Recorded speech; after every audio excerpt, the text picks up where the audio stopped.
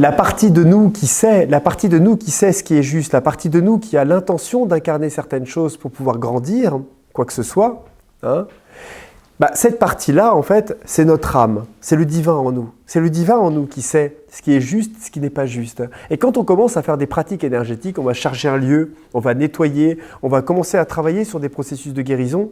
Il est important de savoir si c'est juste pour nous de pouvoir agir et à quel niveau, en tout cas, on peut aider de manière la plus juste la personne. Donc c'est clair que si on travaille avec le divin, on travaille avec des plans supérieurs, il ne va pas descendre si ce n'est pas juste. On est d'accord. Mais déjà d'en avoir le discernement et déjà commencer à se poser la question, c'est déjà bien. Vous voyez ? Mais si on commence à travailler avec des esprits de la nature, dans une collaboration, à faire un certain travail, ce n'est pas à l'esprit de la nature qu'on va demander ou à la force avec laquelle on est en contact, hein, c'est une force du plan mental inférieur ou du astral même supérieur, qu'on va demander si c'est juste de faire tel ou tel travail. Cet être-là, il n'en sait rien. Il ne vit pas dans les mondes divins, il n'est pas en relation avec les plans psychiques et encore moins en relation avec les êtres de lumière ou les parties divines de nous. Lui, il sait par exemple ce qui est juste ou ce qu'il peut percevoir dans un certain plan, dans son propre plan, mais il n'a pas la compréhension plus globale de ce qui est juste pour la personne. Vous voyez ? Et si l'on commence à faire des manipulations et des choses comme ça sous prétexte avec notre propre point de vue qui est lié à la personne, hein, dans notre système de croyance, c'est juste, il faut faire ça parce que moi je la vois souffrir et il faudrait faire quelque chose, il faut agir, on ne peut pas machin, on commence à générer des choses qui vont peut-être à contre-courant, on va dire, de l'évolution de la personne.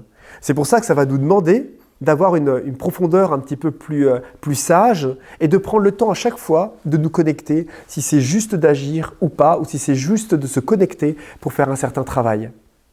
Ça, c'est un petit peu le b.a.-ba, ce que je dis, c'est un petit peu le b.a.-ba de quelqu'un qui fait des soins thérapeutiques. Je ne parle pas de soins manuels un petit peu grossiers sur la charpente. Je parle de quelqu'un qui va commencer à travailler dans les profondeurs de l'être, qui va commencer à aller dégoupiller un petit peu des charges karmiques qui vivent dans le corps causal. Parce que les charges karmiques qui vivent dans le corps causal, elles ne sont pas négatives, ce sont juste des informations. Les charges négatives qui sont dans le corps causal, elles ne sont pas dans le corps causal, elles sont dans le corps vital. Il y a la cause et il y a la manifestation ensuite dans les corps les plus grossiers. Mais simplement, on peut, dans des aspects plus grossiers, travailler sur la cause, sur la charpente, sur le symptomatique, avec de l'allopathie, avec des trucs, tout ce qu'on veut. Mais à un moment, il va falloir aller travailler la cause, aussi pour les personnes. La cause, on n'est pas toujours obligé de la travailler dans les profondeurs des mémoires antérieures. On peut la faire sauter des fois sur d'autres plans et sur d'autres corps. Mais ça n'empêche que malgré tout, quand on commence à avoir la possibilité de rentrer dans les profondeurs d'un être, dans l'accompagnement ou choses comme ça, ou commence à avoir des pratiques dans lesquelles l'autre n'est pas forcément toujours acteur de sa guérison, ça nous demande de demander l'autorisation. Et pour ça, il faut apprendre à se connecter, se brancher, se connecter à notre présence ou à la présence divine de l'autre ou au divin, et savoir et demander si la réponse c'est oui ou si c'est non pour l'action que l'on a prévu de faire. Et très souvent, je vous assure, la réponse peut être un non. Par exemple, si on disait aujourd'hui, tiens, imaginons on a le petit village qui est pas loin, et on se dit là on a un grand groupe quand même, on se dit oui, tiens, on va aller travailler sur ce lieu, on va aller nettoyer le village. Alors on dit c'est une bonne chose, imaginons qu'on ait le potentiel de le faire. Et on se dit, voilà, tiens, on se sent pris comme ça par un petit égo vital. On dit, allez, on est sauveur du monde, on est machin, on peut le faire, on est là pour ça, on est des gardiens de la terre, on est machin, voilà. On fait un peu exploser un petit peu une vision exceptionnelle, c'est la vision qu'on se donne, et on se retrouve tous sur le terrain, et on commence à faire nos bricolages, nos machins, nos trucs, etc.